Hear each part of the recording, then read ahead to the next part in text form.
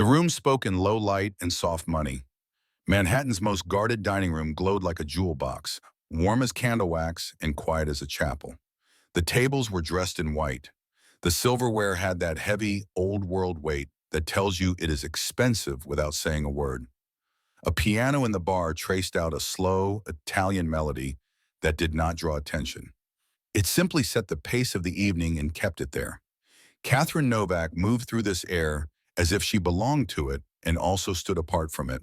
Her uniform was black, pressed, without a wrinkle. She kept her hair neat and her sleeves clean. She did not waste steps.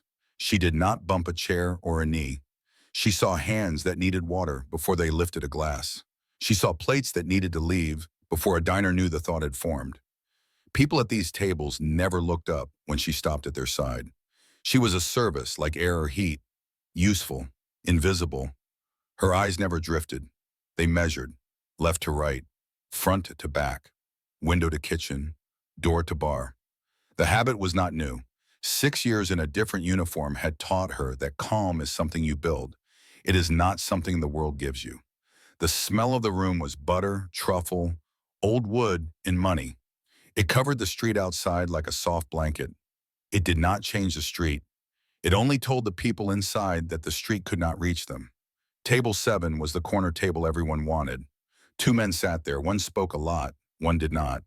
The talker was Gerard Peterson. His suit was a shade too light for winter. He pushed his napkin to the side after every sentence, as if each point needed a place to land. He was a senior partner at a firm whose name sounded like a list of marble pillars. He looked careful and tired, the way men look when they carry details inside their heads and charged by the hour to share them. Across from him sat a man who did not need to get louder to be heard. People knew him by other names and other roles, but the truth of him was simple. He wrote his own rules. He kept them. Others learned them.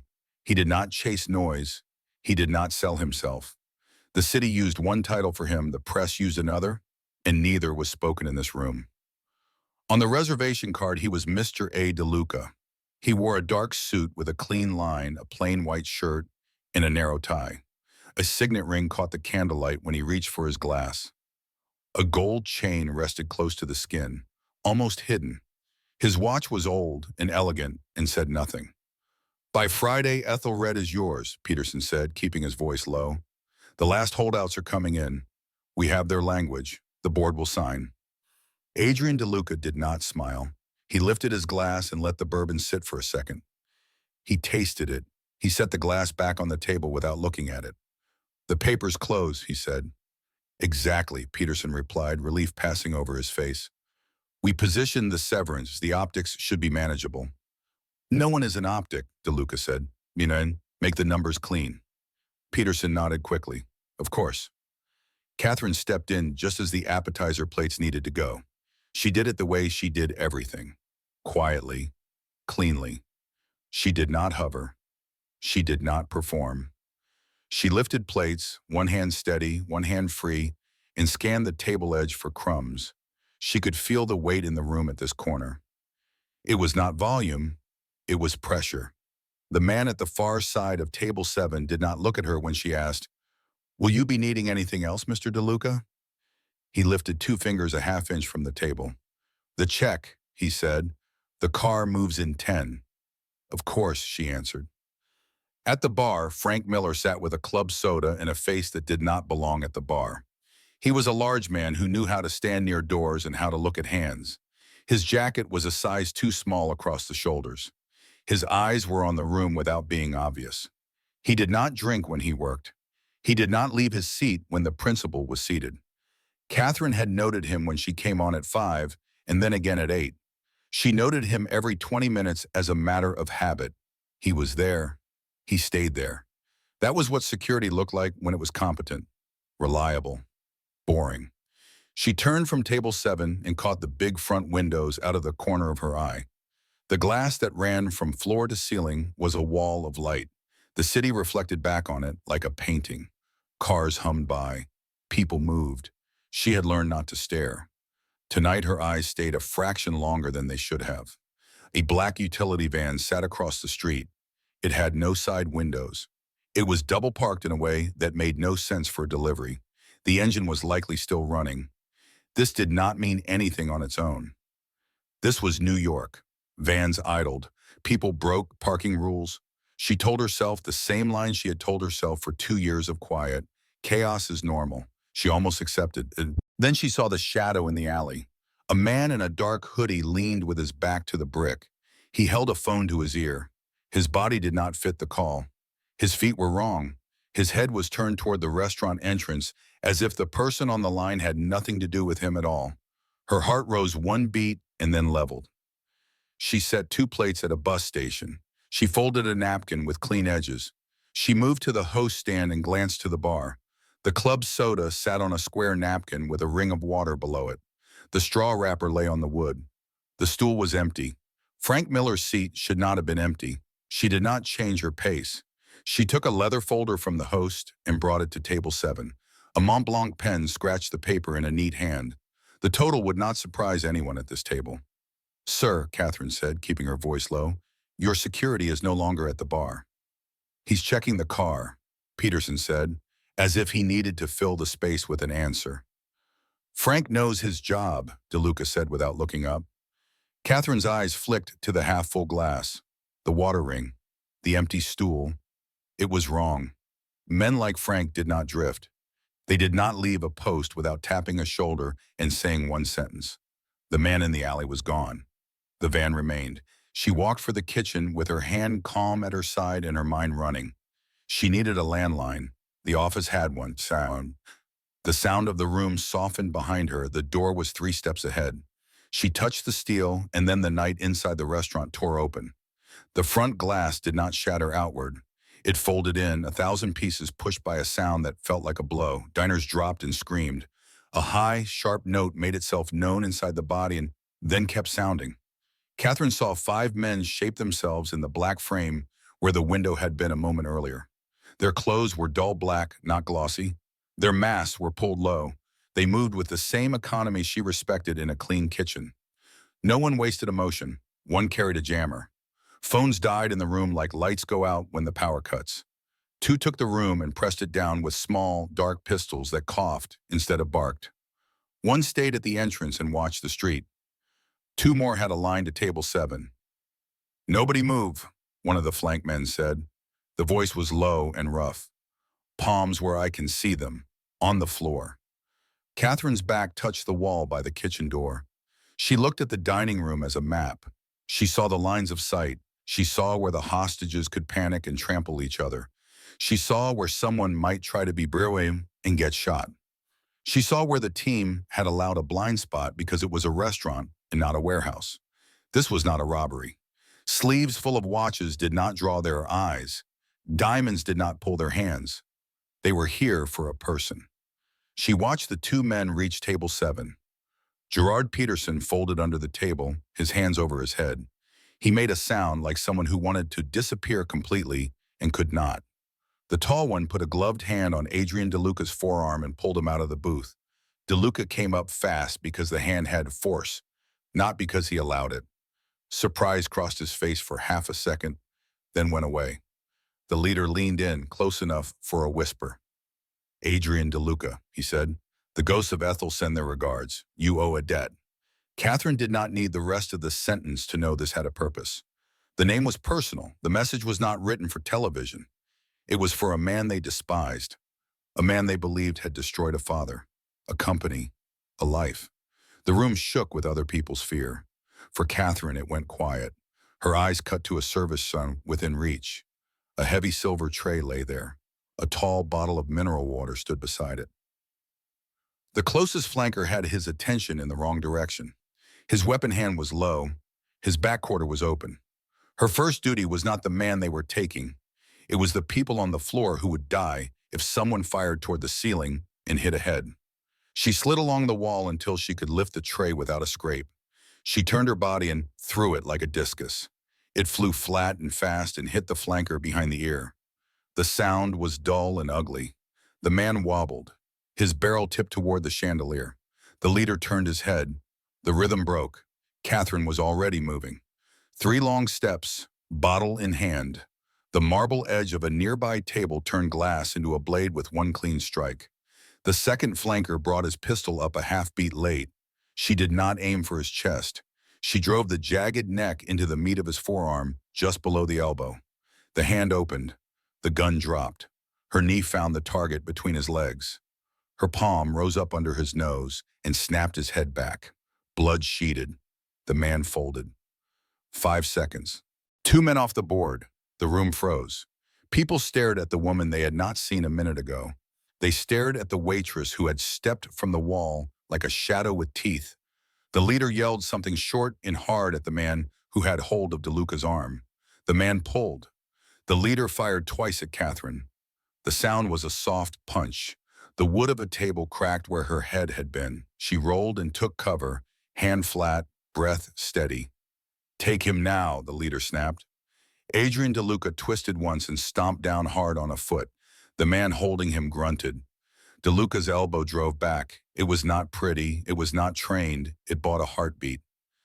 "Kitchen," Catherine called. Her voice cut clean across the floor. "Now." DeLuca did not argue. He did not ask for a plan. He moved on his hands and knees, shoulders low, as glass bit the fabric of a suit that had never met a floor before. He reached the mahogany slab that shielded Catherine. She shoved a metal candelabrum to the ground. It spun and clanged between them and the men who wanted a shot. Then she ran, pushing the kitchen door wide with her shoulder. The door swung shut behind them and gave them a different world. Stainless steel, heat from the line, hiss of steam, knife handles in a block. White jackets bunched near the walk-in. Wide eyes. "Stay down," Catherine said to the cooks and dishwashers, her voice steady. "Stay quiet." She did not look at Adrian first. She looked at the room. She looked at exits. She looked at weight. She looked at what could roll and what could fall and what could smash a wrist if you put it in exactly the right place. A hand touched the counter behind her. It was the man from table 7. He stood close, but not too close. A man who had learned not to crowd a person who knows what she is doing. His face had lost the smooth mask of the dining room. He looked like a human being and not a name. "Who are you?" he asked. Catherine did not answer the question. Questions slowed the work. She moved to the door's round glass and checked the dining room through a quarter-inch of vision. She saw shadows moving. She heard a voice she did not know call out a name she did. "Ethelred," she said. "What is it to you?" "Business," he said. "Whose ruin?" she asked. "Say the name." He took a breath. "Walter Thorne." "Family company," she said. "3 generations." "Yes." "Dead?" He did not blink. "Last month." She nodded once. The leader's words fit now. This was not a ransom. It was not a message to the market. It was something old and simple.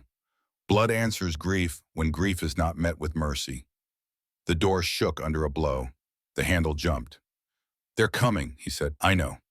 Catherine reached for the rack of sheet pans and shifted it out into the lane where a man with a gun would have to step. She lifted a chef's knife, felt its balance, its weight, the way the handle settled in her palm. She did not miss the other life in that movement. She noted it. She let it pass.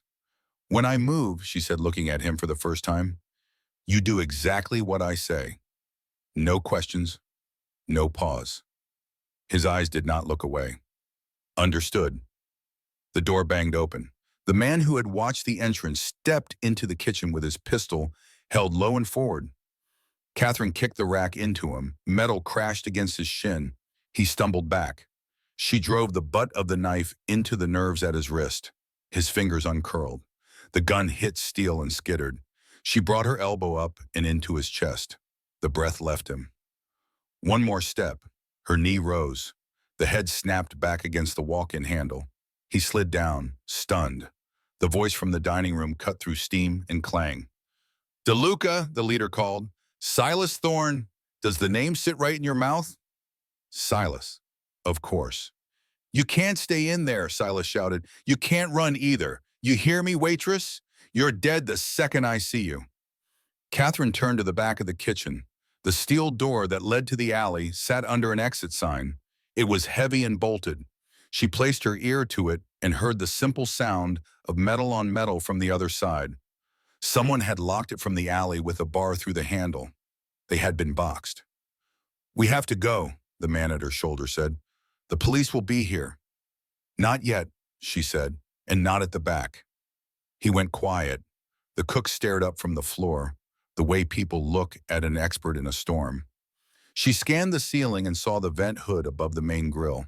The duct was large. Not generous, but possible. "The vents," she said. "They'll go up." "You can't be serious," he said. "It's a way they don't watch," she said. "You'll boost me." He dragged a prep table beneath the hood without being told.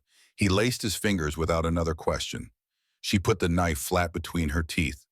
Grease on the metal made her hands slide. She caught a seam and pulled. She felt his hands at her shoe. He locked his wrists, legs braced, and lifted.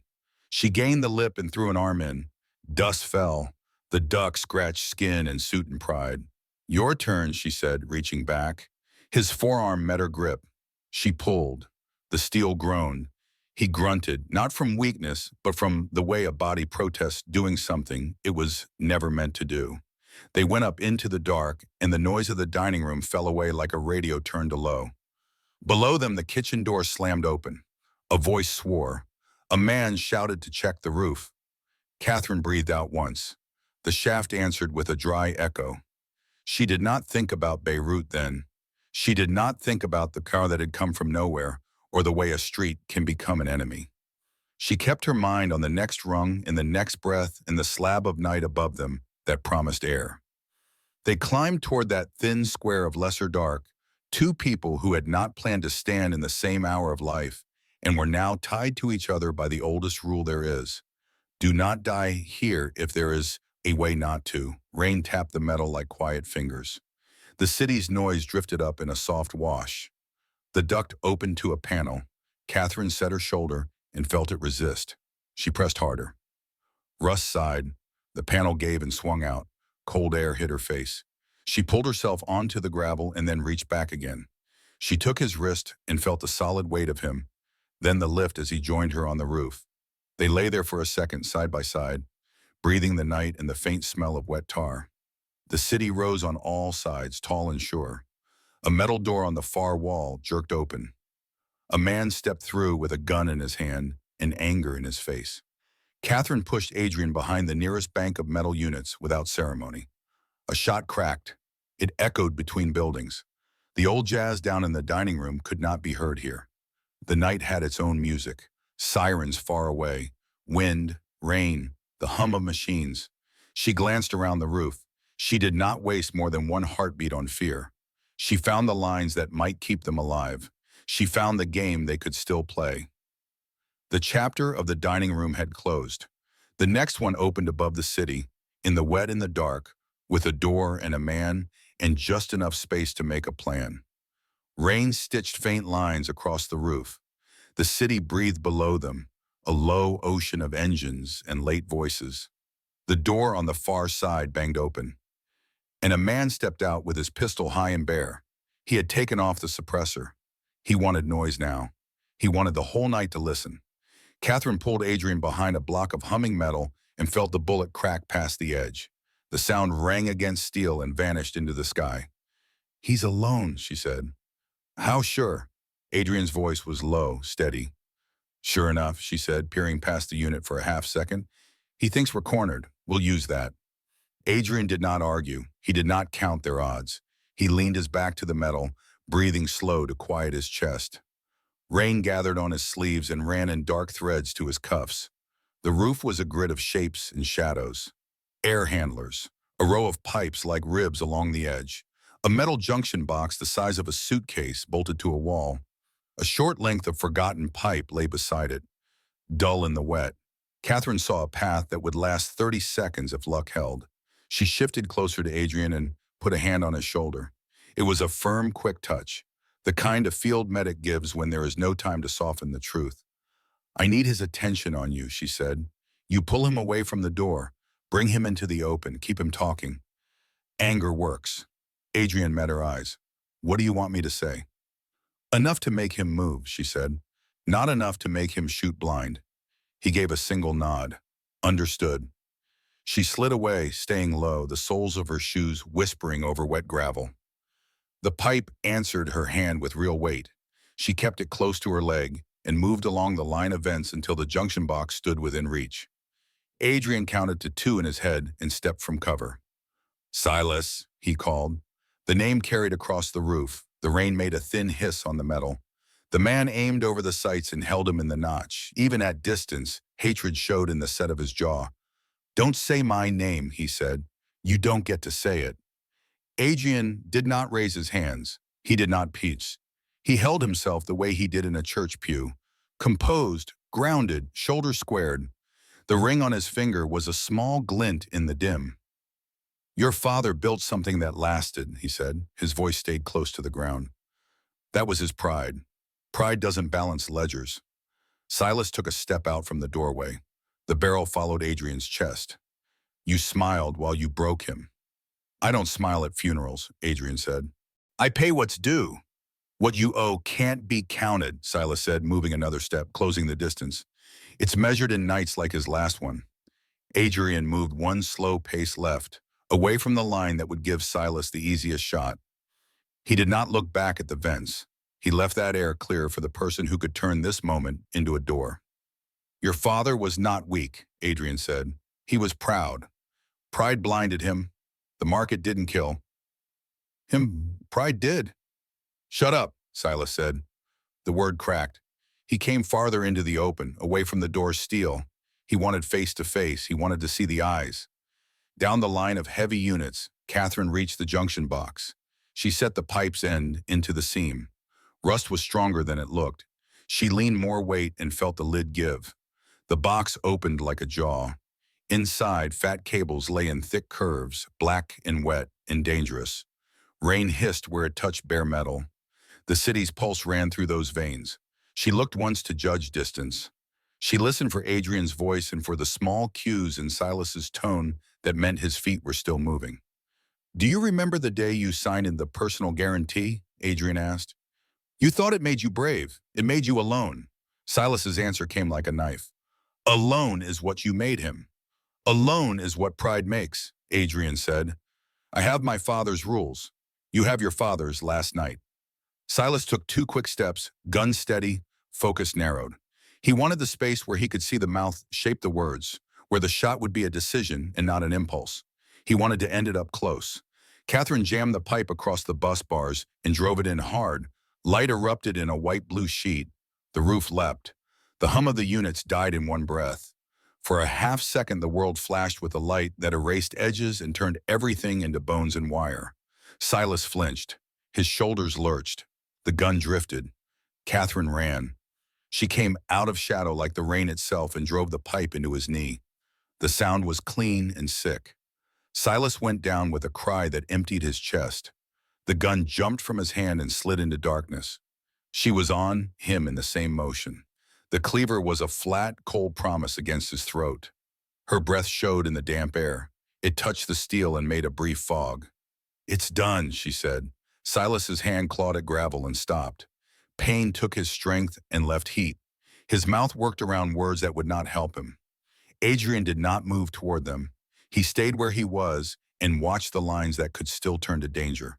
The doorway, the edge, the place where a last shot could come from a last man. Below, sirens climbed from far to near.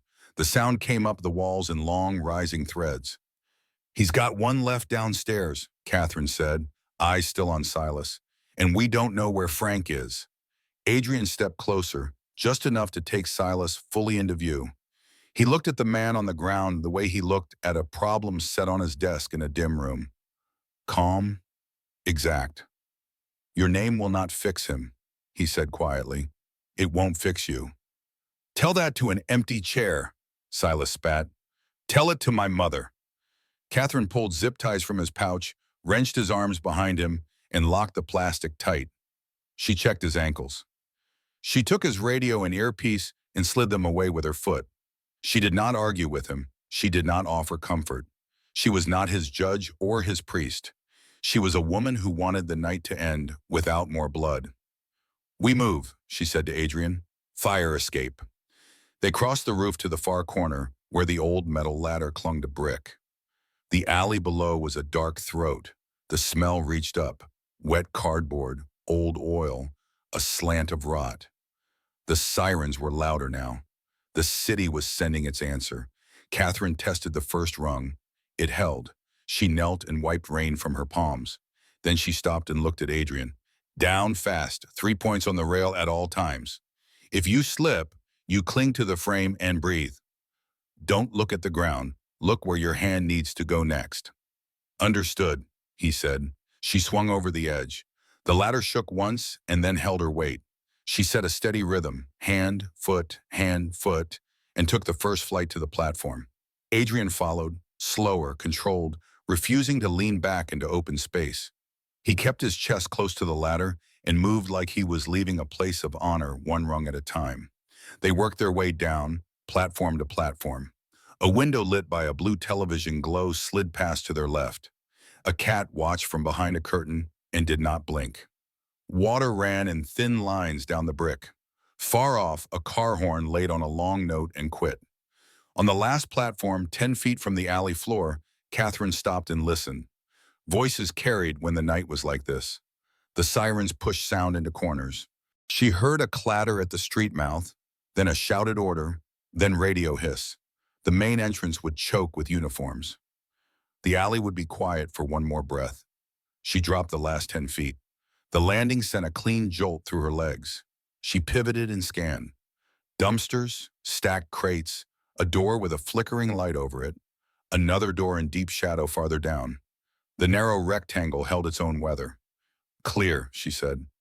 Adrian let himself down and stepped beside her. His suit coat was torn at the shoulder. A thread hung and caught on a nail, then snapped. They started for the street end, moving along the wall, keeping to the broken line of cover the dumpsters cast. Catherine's knife was in her hand, blade low. She kept the edge turned away from her own body, old habits falling into place like tools into a tray. At the bend where the alley widened a foot, a voice came out of dark. Evening. They stopped as one unit. A man stepped into the thin wash from the flickering light, gun in hand, shoulders square. He was not one of Silas's crew. He wore no mask. Rain darkened his jacket on the shoulders and collar. Frank Miller. Adrian stood very still. He did not raise his hands. He did not reach.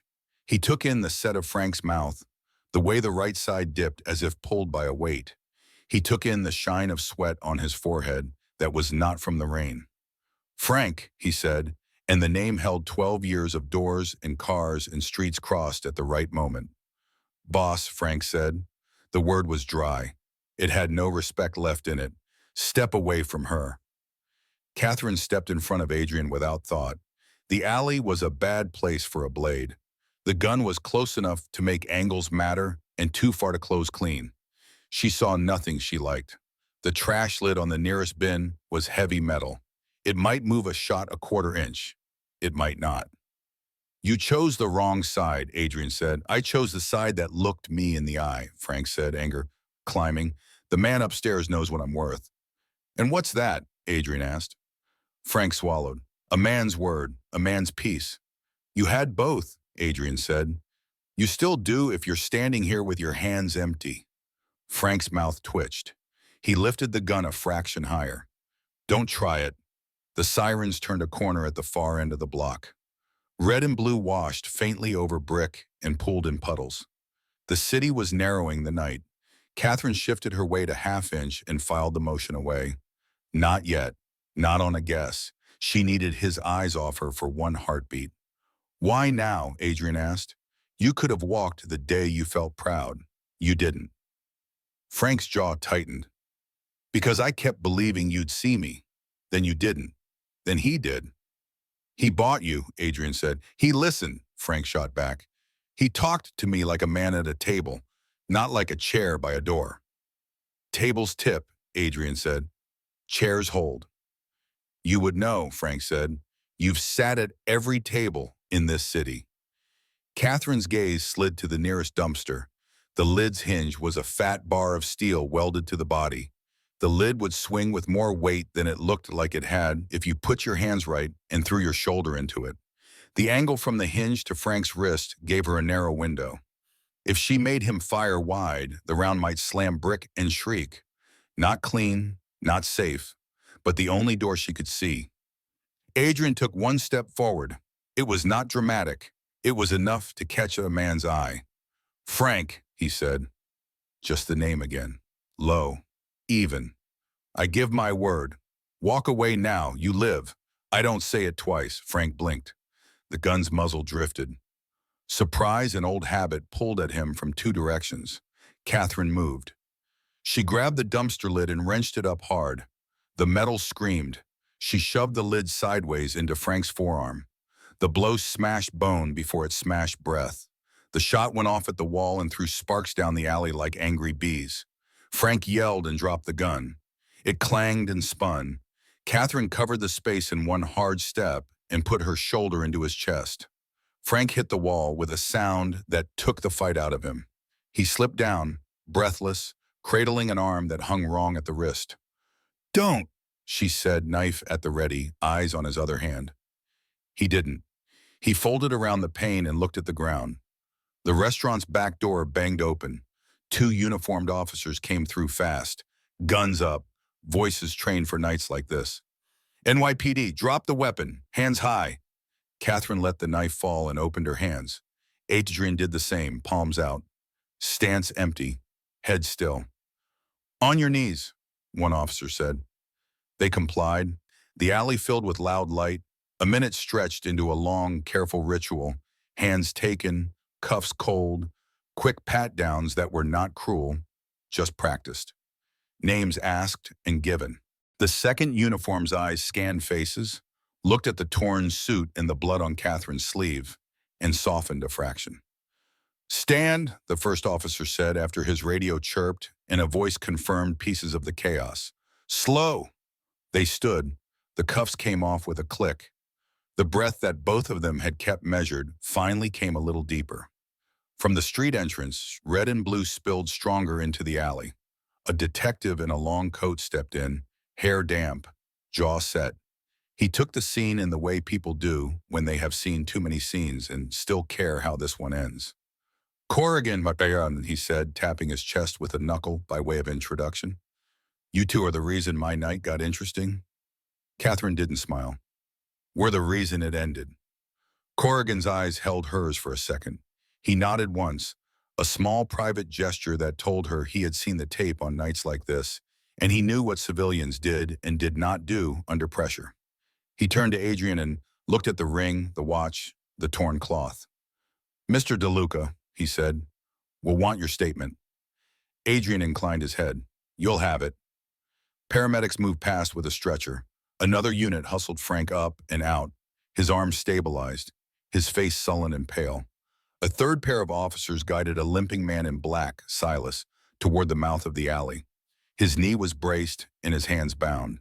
He stared at Adrian with eyes that wanted a different ending and got this one. Catherine watched him pass. He said nothing. So did she. Corrigan pointed toward the restaurant. "Inside," he said. "Let's get warm and get it down while you still remember the order of the seconds." Catherine picked up the knife by the spine, not the handle, and handed it to the nearest uniform. Evidence. Her hands were steady now. The tremor that sometimes comes after was not here yet. It might never come. Some nights it didn't. Adrian looked at her as they walked, a glance that was not gratitude and not command. It was acknowledgement. Two people who had stood in a narrow place and moved through it together. "You set the tempo," he said quietly. "Someone had to," she said. He gave the smallest nod. "My word, the kitchen staff will be paid while they're closed, and more." "That's later," she said. "First you tell the detective exactly what you saw." "I will." They stepped through the back door into heat, light, steam, and the tight clatter of a kitchen that had just watched its world break and then knit back together. White jackets sat on crates. Eyes were red. A man at the dish sink wiped his face with the back of his wrist and tried to look like he had not. "Sit," a paramedic said to Catherine, guiding her to the bumper of an ambulance inside the loading bay. She held it out. The cut was long and clean where glass had kissed her. The medic irrigated it and wrapped it in white. She watched the door to the alley while he worked and listened to the detective begin with Adrian. Time, names, directions, distances, the shape of the gun, the first sound, the last. The city's sirens faded a little as the first wave settled in. Radios popped and murmured. A clipboard scratched. Somewhere in the dining room, the piano lid had fallen shut, and the single long note that had vibrated in the wires when the blast hit had gone still. Catherine exhaled and let the breath go all the way out. The worst of the night had passed. It still had one more page to turn.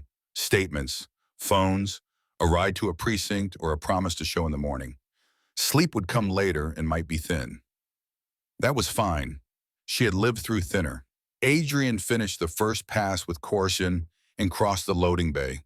He stopped a respectful distance away. "They told me your name," he said. "Catherine."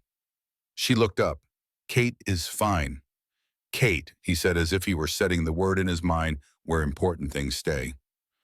"You saved lives. I kept people moving," she said. "The rest is luck and timing." "Luck finds the hands that know what to do with it," and he said. He did not make an offer, not yet. The moment did not belong to money. It belonged to air that no longer smelled like broken glass and fear. Outside, a burst of fresh siren approached and then quieted as another patrol slid into place. The night settled into the careful order that follows disaster.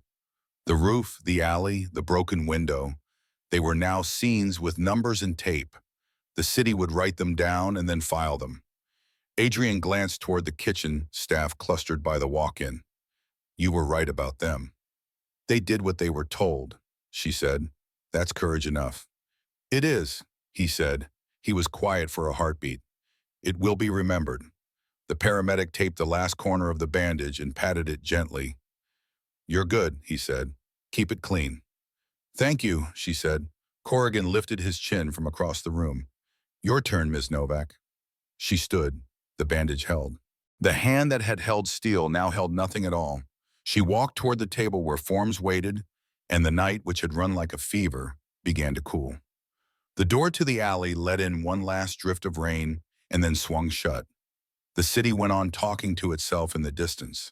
Somewhere out there, dawn was already on its way, slow and gray and patient, as if it knew exactly how long to take. The dining room had the quiet of a church after a storm.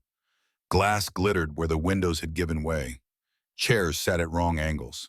A candle, still burning, bent its flame toward a draft that no longer existed. Uniforms moved through the space like caretakers after a long night vigil. Careful, measured, speaking in voices that respected the hour. Detective Corrigan set a legal pad on a linen-draped table that had somehow kept its cloth. He did not sit. He stood with the ease of someone who prefers to be on his feet when he listens.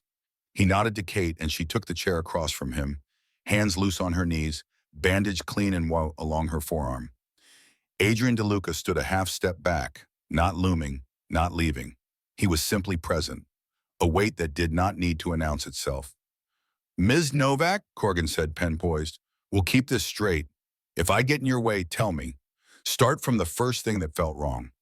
Kate let her eyes rest on the room for a second. She did not rewind theatrics.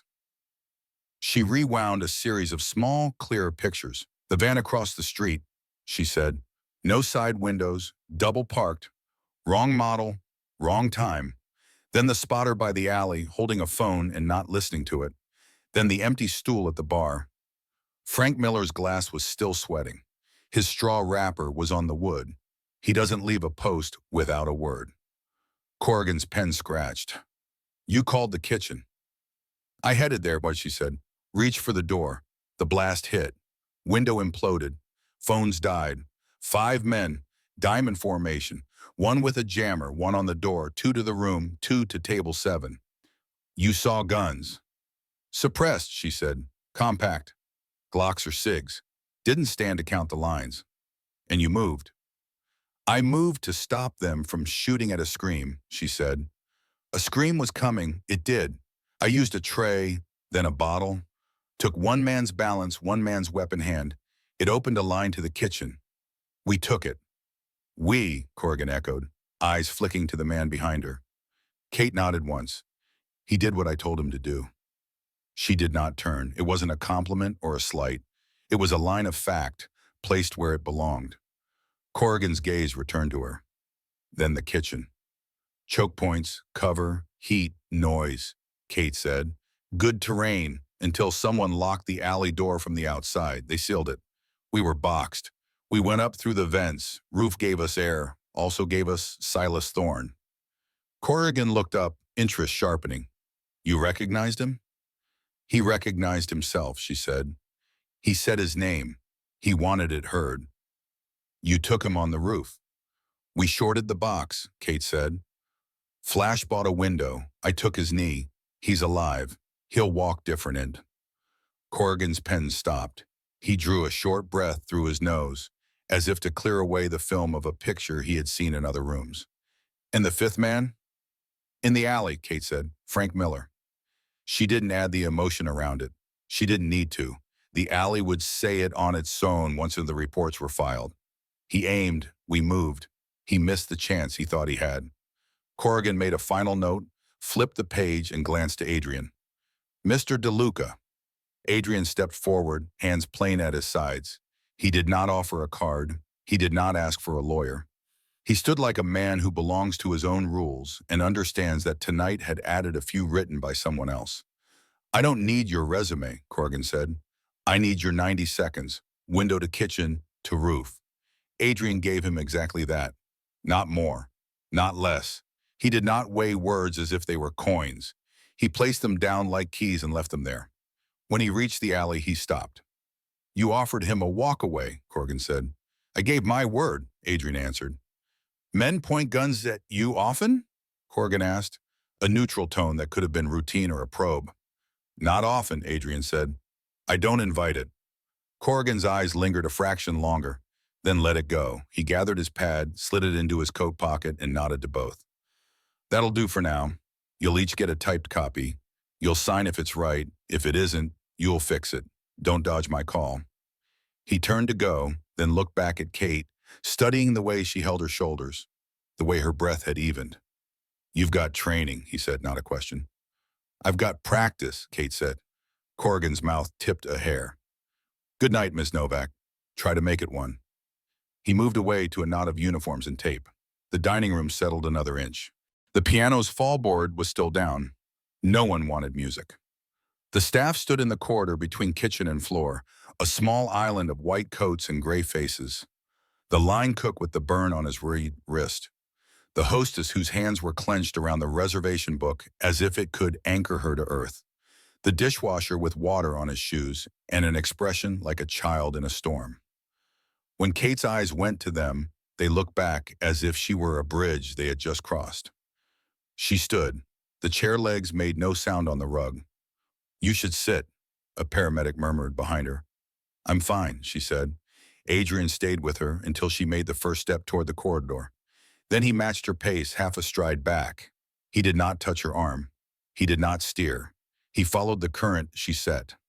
They stopped near the prep counter where service had ended and the night had started. No one spoke. For once, a restaurant did not feel the need to fill silence.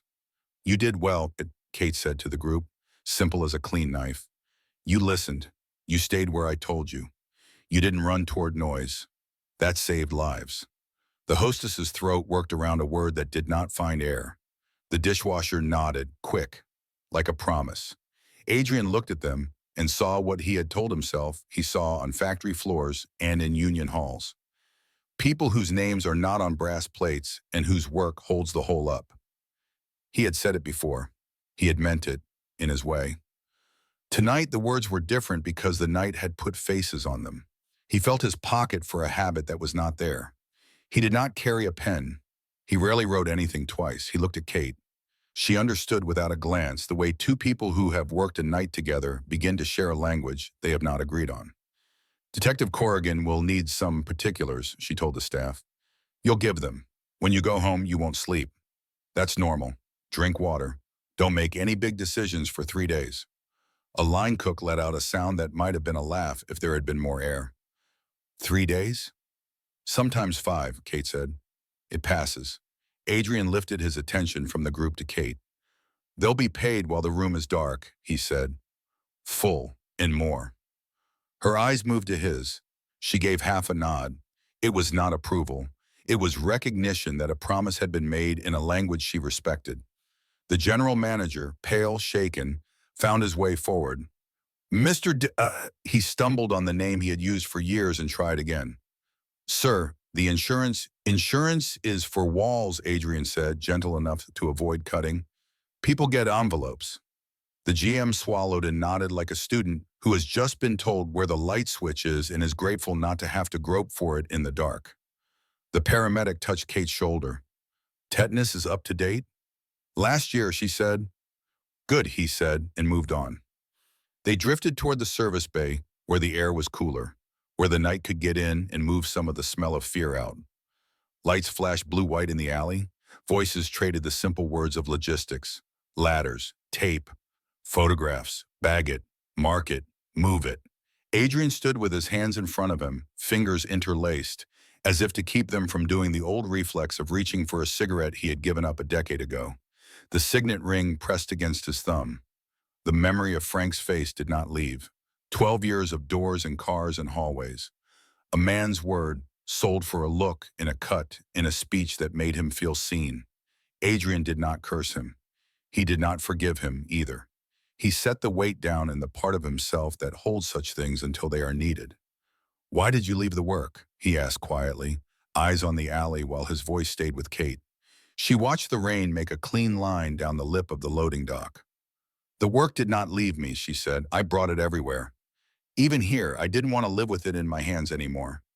And yet you did, he said. Tonight. Tonight it was already here, she said. It asked for an answer. I gave one. He was silent for a moment that carried more meaning than a paragraph. Then, I have need for answers like that, not the kind that leave bodies, the kind that see the hole before a man falls in. She turned her head. You have men for that. I had a man for that, he said. He sat at my right hand for 12 years and thought he was a chair. I let him think it. Kate did not soften. He wanted a table. Tables tip, Adrian said, repeating his line without pride. Chairs hold. He looked at the small, damp world of the loading bay, the stacks of linen in their plastic, the dolly leaning idle. I make you a promise, not a job to pull you back where you don't want to be. A place at a quiet map. You call it consulting. I call it listening to the person in the room who sees the door no one else sees. She didn't answer. She let the offer sit. He did not crowd it with numbers. He did not fold bills around it. He simply let it breathe. Not tonight, she said at last. No, he said, tonight you go home. He reached inside his jacket and brought out a rectangle of matte black metal. No name, no logo, only a number etched in a way that would not wear out with fingers. He held it without extending it, as if to ask permission to offer. She took it. The weight was honest, cold from his pocket. She turned it once and slid it into the small pocket inside her jacket that usually carried a pen. If you ask me for something, he said, and I say it's done, it's done. I already asked, she said, chin tipping toward the corridor where the kitchen staff had gathered. You'll see it tomorrow, he said, in envelopes. A uniform approach with forms to sign and a polite hand gesture that said there were still steps before the night could be called a night. Adrian signed where the officer showed him to sign, writing each letter slowly, as if the act itself carried a vow. Kate read her statement, corrected one street number, and wrote her name in a hand that did not tremble. Detective Corrigan returned, coat buttoned against the beige draft. We'll walk you out, he said. He glanced from one to the other. You'll keep your heads down. Press will dig. They always do. If you don't want that, don't feed them. Understood, Adrian said. Miss Novak, Corrigan added, we'll likely need you in the morning. Call time. I'll try to make it civilized. It rarely is, Kate said. The corner of his mouth flicked. It was as close to a laugh as this hour could pay for. They stepped into the alley. The rain had thinned to a breath. The city's sirens had moved to other corners, as if the night was a machine with many small engines, and this one had done its run. A patrol car idled. Another slid away with a soft tire hiss and turned its lights off at the end of the block. The broken window, high above, was a black square now, taped and marked and cold.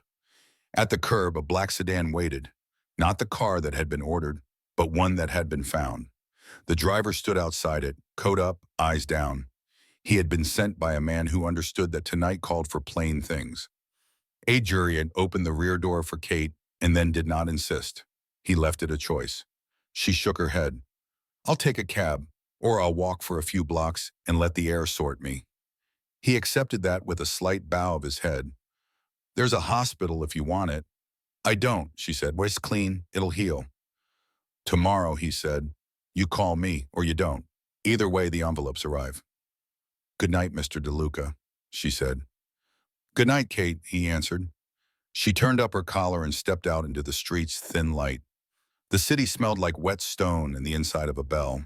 She walked without hurry, the way she had walked between tables, the way she had walked under different skies with a radio in her ear, and a man at her shoulder who needed to live another day. She did not borrow trouble from tomorrow. She counted her breaths. She counted her steps. She let the night be only what it was.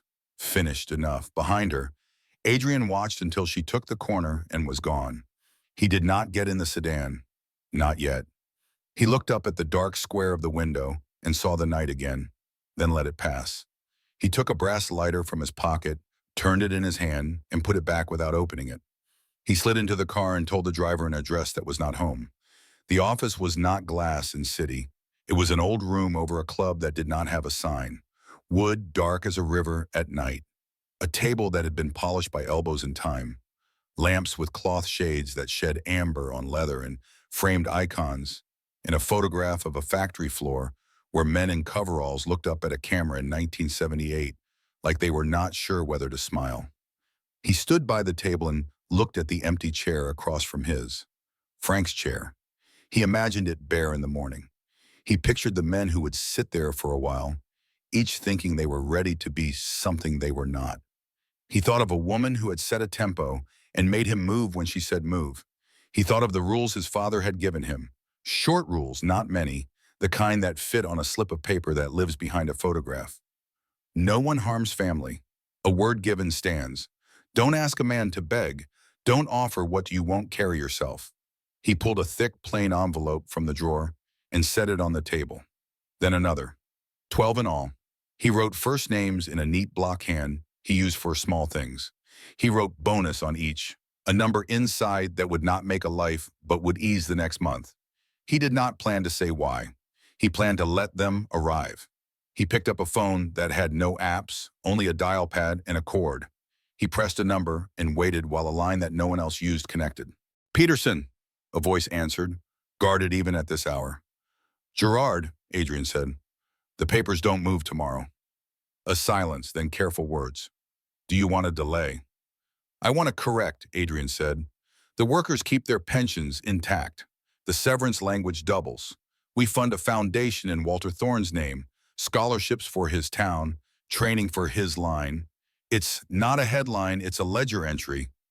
Quiet, Gerard exhaled. That will change the talk. Let it, Adrian said. We do it, we don't sell it. I'll draft it, Gerard said, in the morning. Now, Adrian said, and hung up. He stood with his hand on the receiver for a long moment. The room held him the way rooms like this hold men who carry their choices in their pockets and take them out one at a time, knowing each has weight. He lifted the icon from the shelf and wiped its frame with his thumb, as if dust, too, had a way of returning when a man stopped looking at it. Outside, the rain thinned to nothing. Somewhere in the building, a vacuum cleaner hummed as a woman did the last of her work. The city did not care who had been saved and who had been broken. It would remember the story for a week, maybe 2. That was all right. The people who needed to remember would. Kate reached her apartment after 3 cabs passed her by, and the 4th one felt like too much noise. The building had a stair that creaked in an honest way. The radiator in her living room ticked. She set her jacket on the chair by the window and stood with the light off, looking out at a city that had put its shoulders down at last. She took the metal card from her pocket and held it in her palm. The number was a simple line of marks. The weight said something different. She set it on the sill. She filled a glass at the sink and drank half and then the rest. She sat on the edge of the bed and let her shoes find the floor without seeing where they landed. Sleep did not come. That was fine. She watched the dark lighten one shade. She thought of Beirut then, because the night had earned it. She saw the car blooming with heat and force. She heard a voice cry out and then cut off. She felt the uselessness of a weapon in a space that had no lines left. She counted her breaths until the memory thinned the way a tide thins when it runs out of room and has to go back where it came from. Morning stood just behind the curtain, ready to enter if she invited it. She did not yet. She let the last minutes of night stay, small and unimportant, like forgotten crumbs after service. She was not a waitress in her head anymore. She was not a guard. She was a woman who had moved people from one side of fear to the other. Sometimes that is all a life needs to be for one day. Adrian did not sleep either. He sent a short message to a man who could move envelopes without making noise. He sent another to a woman who kept the ledgers that mattered where lawyers could not see. He wrote 4 words to himself on a pad and tore the page and folded it and put it in his pocket next to the lighter. Keep the word clean.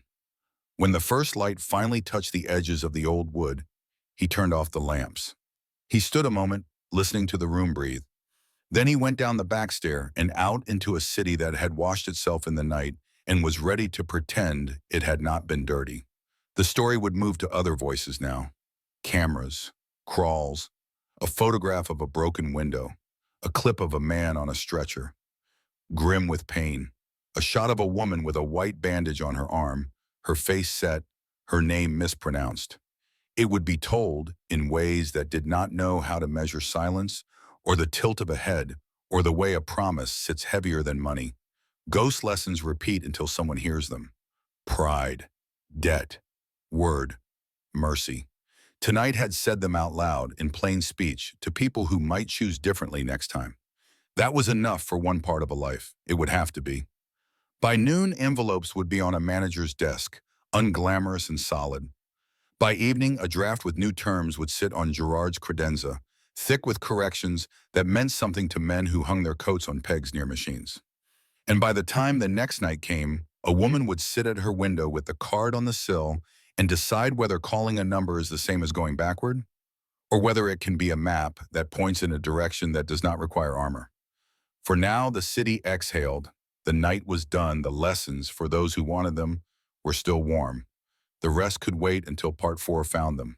By afternoon, the rain had burned away. The city looked scrubbed, as if the storm had taken the noise with it. News vans parked along the curb outside El Corvo, lenses pointed at the blank plywood that now sealed the windows. Reporters stood in their pressed coats, talking into microphones about the billionaire rescue, the fortune, the mysterious waitress, and the violent echoes of a corporate feud. Kate Novak watched the coverage through the reflection of a bakery window as she waited for her coffee. The screen above the counter showed her own name in a caption that felt like it belonged to someone else. Catherine Novak, former soldier turned waitress, saves financier from abduction. She turned away before they reached the part with her photo, a grainy still from a security camera she hadn't known existed. The city needed its headlines, and it would get them. Her apartment smelled faintly of rain-soaked brick and cheap detergent when she came home. She hung her jacket, poured water into a glass, and opened the curtains just enough to see the river. The air was clean. She could breathe again, though the silence in her chest still felt like armor she hadn't taken off. On her windowsill lay the black metal card Adrian DeLuca had given her. No name, no logo, just the number. She hadn't touched it since she set it down at dawn. She told herself she wouldn't call, that the chapter was closed. But even unspoken, his presence lingered, not as a man, not even as gratitude, but as a question. What now? Across the city, Adrian DeLuca sat in his study, surrounded by quiet that didn't rest.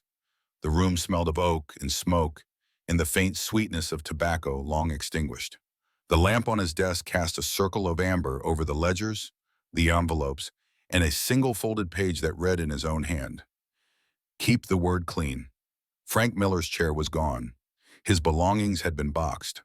The men who came and went from the office that morning had spoken softly, out of respect or fear. Sometimes the two felt identical. Gerard Peterson arrived near noon, his tie loose, his tone cautious. The media's made it loud, he said. They're circling the name Ethel Red again. The Thorn Boys' arraignment is set. It's going to make noise. Adrian poured 2 small glasses of Lagavulin and pushed one toward him.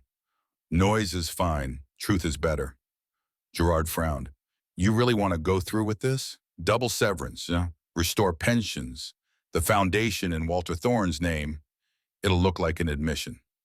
Adrian's reply was a small, deliberate shake of the head. It's a correction. From guilt? From balance, Adrian said. His tone was so even that Gerard couldn't tell if it was an explanation or an order. He built that company. I took it. I don't return what's gone. I build something that lives. Gerard took the glass but didn't drink. The board will scream. They can scream, Adrian said, voice low. Then they'll cash their dividends and sleep better than they did yesterday. He turned to the window. Outside, the city looked bright, unknowing. He watched it the way a man watches the tide, something that always comes back no matter what you throw into it. Kate's phone buzzed at twilight. Unknown number. She didn't need to look twice. She answered with a quiet, hello. A pause, then the unmistakable gravel of his voice. You told the truth last night. So did you. You're on the news, Adrian said. They made you a hero. I'm not, she said simply. Heroes get applause.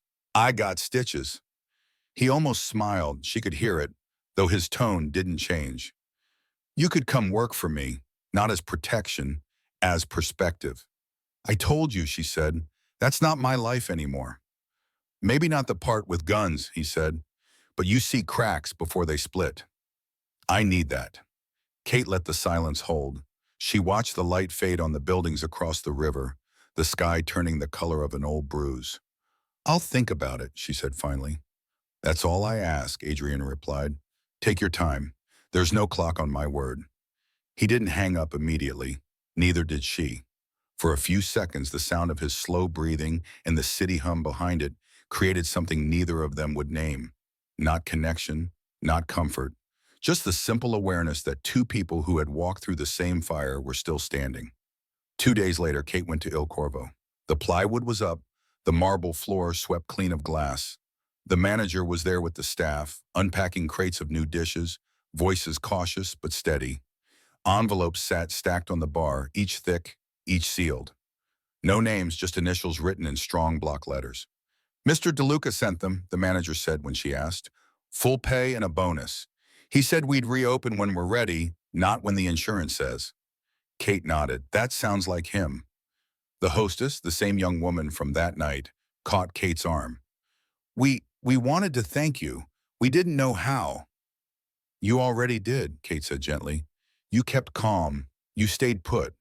That's what kept you alive. The girl blinked fast, nodding, trying not to cry. Kate left before anyone could say more. Adrian watched her from the car, parked half a block away. He hadn't told her he'd be there. He wanted to see something small. How she carried herself now that the world had turned her into a story. She moved the same as before, quiet, measured, seeing everything, holding none of it too tight. When she walked past the car, she slowed for a moment, looked directly through the window and gave a small nod. Not recognition, permission, a silent truce. He tapped the glass once in return, a signal that meant understood, and drove away. The weeks that followed reshaped both of them in quiet ways. The Ethelred settlement finalized under new terms. Employees kept their pensions. The foundation opened in Walter Thorne's name, quietly, without a press release. DeLuca never spoke of it publicly. Those who tried to praise him found no comment to quote. He spent more time in his study, fewer nights at the clubs that carried his name on hidden ledgers. He still held meetings, still made decisions, but the edge had softened. The ruthlessness remained. The cruelty had dimmed. When younger men in his circle spoke too quickly or too loud, he silenced them with a look, then a line.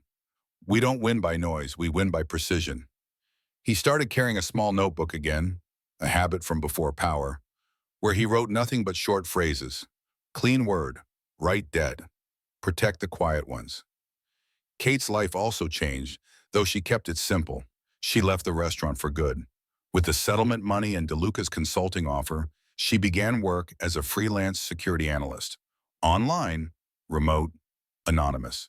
She mapped vulnerabilities in systems, restaurants, and private networks. She didn't carry a gun. She didn't wear a uniform. But she used her mind the way she used to use her body. Precisely. Sometimes in the late hours, when the city was between sirens, she would glance at the black card still on her windowsill. The number gleamed faintly in the moonlight. She never called. But she didn't throw it away either. One evening, almost 3 months after the night at El Corvo, she received a package by courier. No return label. Inside, a leather folder and a handwritten note. Consulting proposal. Thorn Foundation, Ethical Practices Initiative. If you agree, you'll help design what fairness looks like before the next war for it begins. AD. Beneath the note, an envelope with no amount written, only a line in his careful hand. Whatever it takes. Kate read it twice, then smiled, the kind of smile that doesn't reach the mouth but warms the chest. She left the envelope unopened. That night she dreamed of Beirut again, but differently. The explosion was there, the dust, the weight. But when she turned, no one was gone. This time she had reached the car in time. This time no one was left behind. She woke to soft gray light and the sound of rain starting again. The city outside her window looked the same, but something in her had changed shape. The past, still there, but quieter now, like an old scar that only aches in the cold. Adrian DeLuca sat at his desk that same morning reading the latest reports from the Foundation. Walter Thorne's son, Silas, remained in custody. The papers said he'd accepted a plea. Adrian didn't smile, didn't gloat. He simply nodded once and set the report aside. He reached for his lighter but didn't use it. Instead, he opened the drawer, took out the folded note that still read, "Keep the word clean," and placed it under the glass of his desk. A reminder in plain sight. A small envelope lay beside it. Inside, a single sheet of paper, handwritten by Kate Novak. "I'll take the job, but on my terms. No weapons, no lies, no noise, only structure and truth. KN." He read it once, folded it carefully, and slipped it into his breast pocket like something worth protecting. That night, the city's skyline burned gold against the clouds. Somewhere below, a woman sat by her window with the rain whispering against the glass, and a man in a dark suit walked alone through the quiet of his private world. Neither knew what the next storm would ask of them, or whether their paths would cross again. But both understood the same lesson now, that survival isn't just staying alive. It's keeping your word when the world tries to take it from you. The night closed softly, the rain falling steady and fine. The gilded cage was empty now, but in its silence, something honest had been born. A kind of peace that didn't need forgiveness to exist. The seasons in New York change quietly when you stop looking for them. Kate noticed it in the light first, how it bent softer against the water, how the air smelled less like rain and more like iron. The city was moving again, the way it always does after it survives something.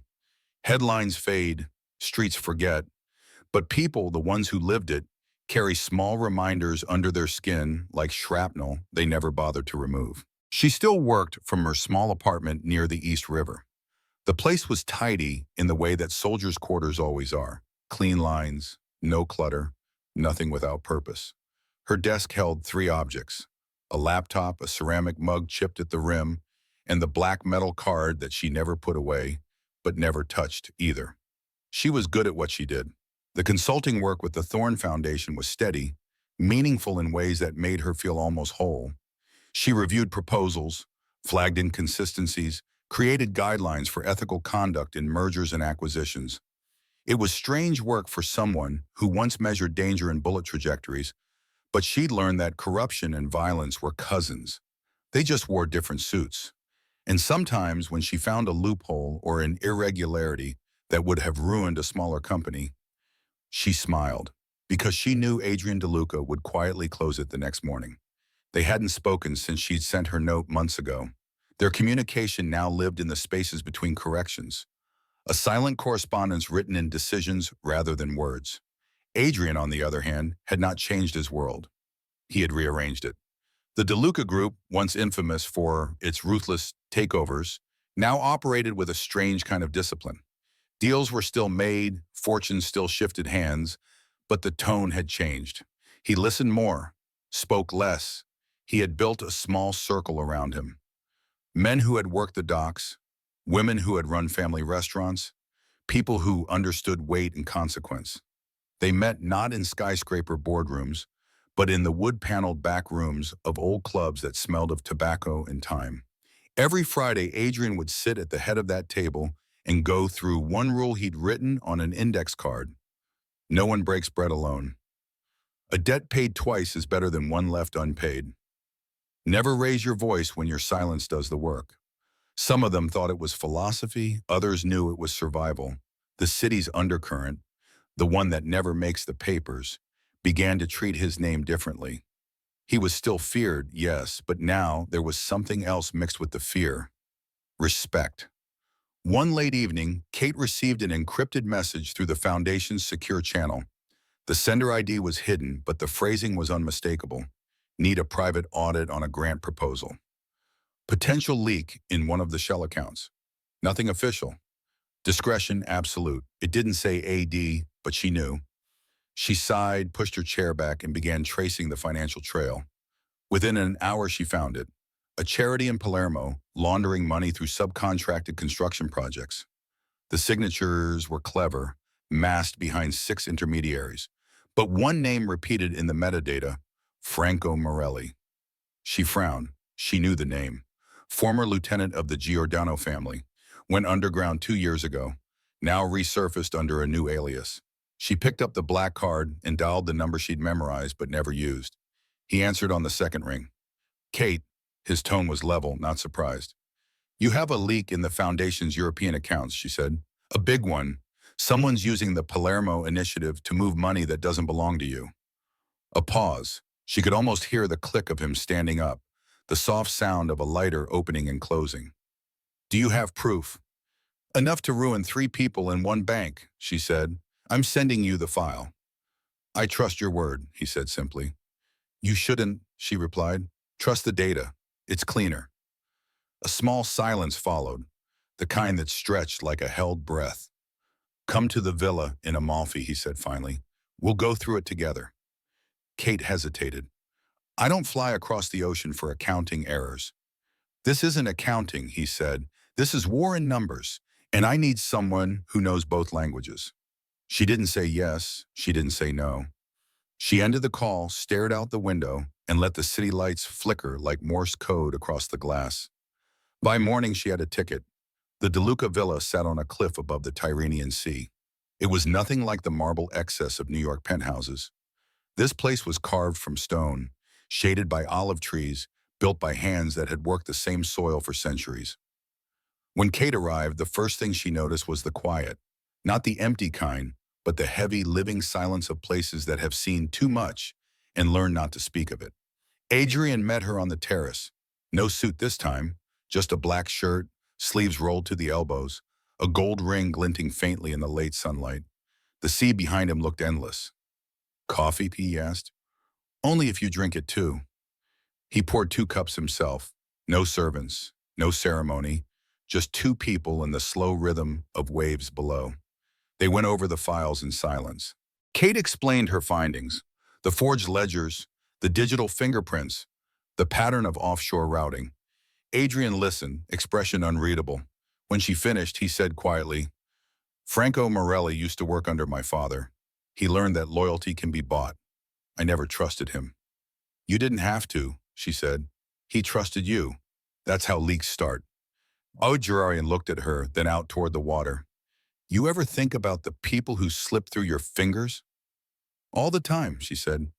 He nodded once, as if he had expected that. That night, after the work was done, they stood outside beneath the terrace lights.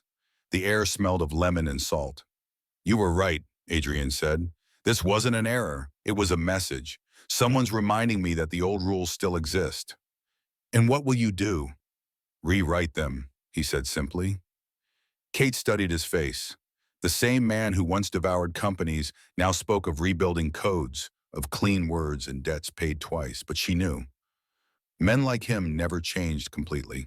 They evolved, they disguised, they redirected the same hunger toward quieter things. You'll make enemies, she said. I already have, he replied.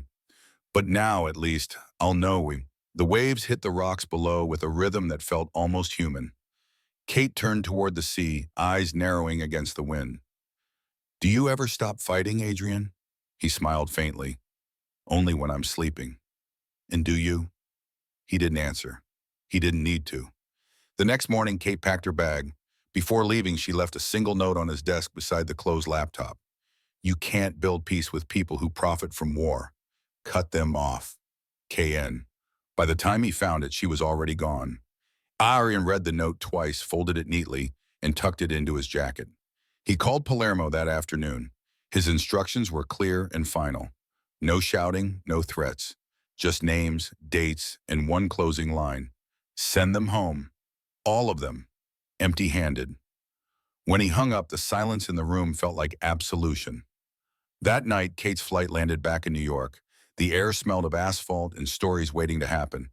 She turned her phone on. One message waited. You were right. It's done. No signature. None needed. She smiled softly and walked out into the night. For the first time in years, she felt something that wasn't vigilance or duty or fear. It was peace. Fragile, earned, and quiet. She didn't know if she'd ever see him again. Maybe she would. Maybe not. But she knew this. Whatever world Adrian DeLuca ruled, it now had one voice in it that spoke the truth. And for both of them, that was enough. The days moved quietly in the city. Adrian DeLuca spent most of them in the same corner room where the light never reached directly, a place that smelled of old wood and paper and smoke. The phone calls had grown fewer, the noise around his name softer, but the stillness brought with it a different kind of weight. He had built an empire on control, on knowing every movement before it happened. And now that control had turned inward. It had become a kind of inventory of his own life. The walls of his study carried the ghosts of men who had once been called family. His father's photograph hung above the shelf, a hard face with soft eyes, the kind of man who taught with silence and expected answers without asking questions. Adrian had kept his father's code alive longer than he had meant to. Word stands. Family first. Never let debt define you. But the years had twisted those rules into something else. He opened the drawer where he had placed the folded notes from Kate. There were only two of them, but he read them as if they were scripture. One spoke of peace and the other of clean words. He touched the paper with his thumb, then set it aside and picked up the day's reports. Palermo was calm. The foundation's projects were stable. The board still whispered, but their whispers no longer reached him. In the spaces between meetings, he had begun visiting his mother's house in Brooklyn. It was small and unguarded, a relic of a time before suits and deals. She made coffee strong enough to peel the truth off a man's tongue. He never told her about the night in the restaurant. She never asked. She spoke of the garden, of her knees that no longer bent, of the neighbors who still called him Tony when they saw him on the street. To them, he was still the quiet boy who had left and come back with expensive shoes and a face that looked older than its years. He liked that version of himself better. It was simpler. Kate's days were different. The foundation work had expanded, drawing her deeper into the tangle of people and motives she once swore she would never face again. She found herself sitting in meetings where men spoke too long about ethics they didn't understand. Sometimes she would watch them the way she once watched rooms for threats, measuring their words against the rhythm of their breathing. She knew who lied before they finished a sentence. The habit had not died. It had simply changed uniform. She lived alone, still by the river, but she had added small comforts she never used to allow.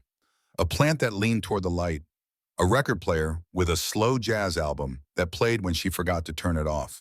The nightmares had grown fewer. When they came, they no longer ended in fire. Now they ended in quiet. One afternoon, she received a call from an unknown number. The voice on the other end was older, fragile, a woman's voice that trembled with warmth. "It's Maria DeLuca," the woman said. "Adrian's mother. He told me once you were someone who understood storms. I wanted to thank you. He's been different lately." Lighter, if that's possible. Kate smiled faintly, though the woman couldn't see it.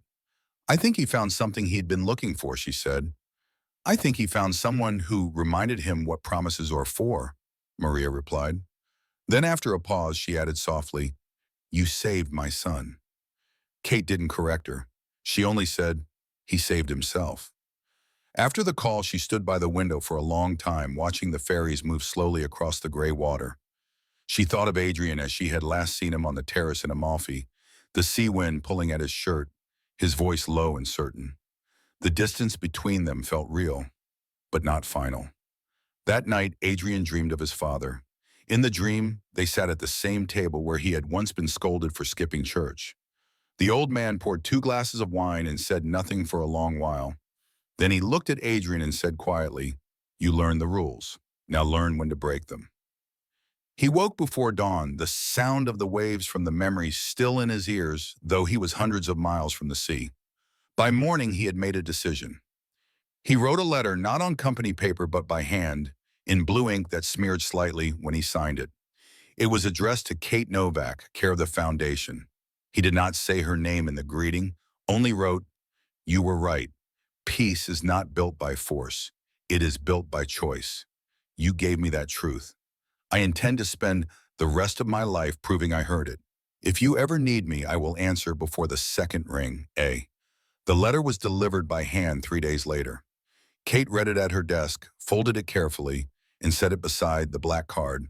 She didn't cry. She didn't smile either. She only breathed slow and steady, as if her lungs had finally remembered how to move without permission. Months passed. The world forgot the night at the restaurant. The newspapers found new heroes and new scandals. The foundation flourished quietly. The people from the kitchen each received not only their bonuses but also handwritten notes from the DeLuca office, small words of gratitude that none of them had expected. It became a story they told in the back rooms after closing time. The night the world cracked open and a waitress saved them all. Kate walked sometimes along the river at dusk. The city lights shimmered in the water, and she would think about how thin the line was between violence and grace. Somewhere across the ocean or maybe across town, Adrian was walking through his own silence, keeping his word clean. She didn't need to see him to know. Some connections don't require presence. They exist in the quiet understanding between two people who have both seen too much and still chose decency. In time, the nightmare stopped completely. Her dreams changed. Now she dreamed of a kitchen filled with light, of laughter echoing through a place that had once known fear.